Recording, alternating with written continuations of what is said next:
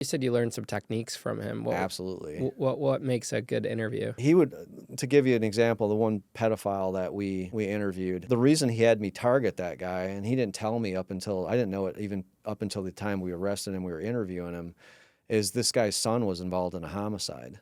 He murdered a guy, stabbed a guy to death on a boat.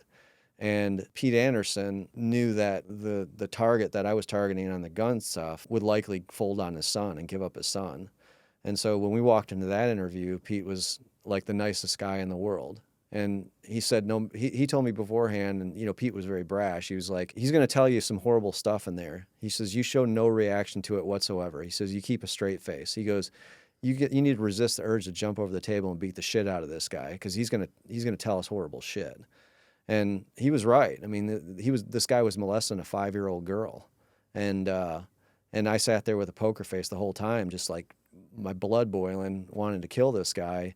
And Pete Anderson, he made it out as this guy was like his best friend, and like he was empathetic to him. And what Pete would do in an interview is it didn't matter what you did. If you murdered somebody, you murdered your mom, there was always something worse. And Pete would always give the person an avenue, like, yeah, you're selling drugs, but I can't blame you. There's no work out here. You know, you can't find work. You got to survive, right? You got to eat. I get it. And, you know, you murdered your mom. Yeah, you murdered your mom, but she probably wasn't a very nice person. She probably got on your nerves. He would always find some way of like something worse and justifying like why the person did it.